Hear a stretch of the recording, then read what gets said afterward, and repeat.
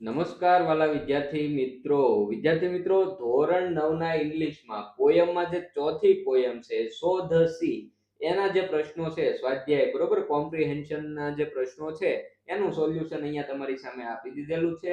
આગળ વાત કરીએ પહેલા હજી વિદ્યાર્થી મિત્રો જો તમારે નૂતન જ્ઞાન સેતુ ચેનલને સબસ્ક્રાઇબ કરવાની બાકી હોય તો ફટાફટ આ ચેનલને સબસ્ક્રાઇબ કરી લો।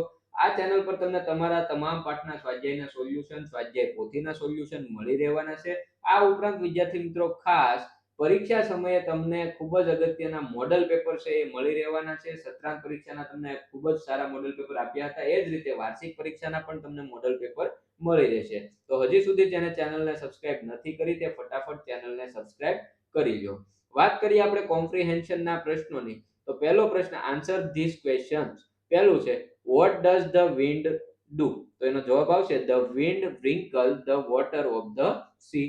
બીજો પ્રશ્ન છે what did the poets not know about the sun the poetess did not know that the sun could splinter the whole sea।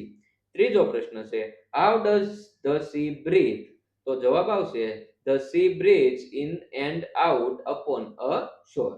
બરોબર તો અહીંયા આ પ્રશ્નો છે એનું સોલ્યુશન આપણે જોઈ લીધું છે। ખૂબ જ ટૂંકો સ્વાધ્યાય હતો બરોબર ફટાફટ આનું આપણે જોઈ લીધું।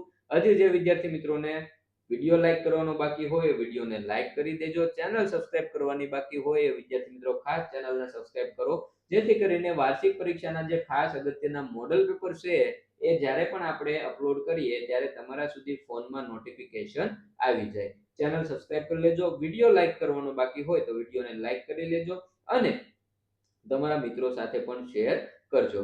ફરી મળીશું બીજા વિડિયોમાં, ત્યાં સુધી રજા લઈએ। ખૂબ ખૂબ આભાર।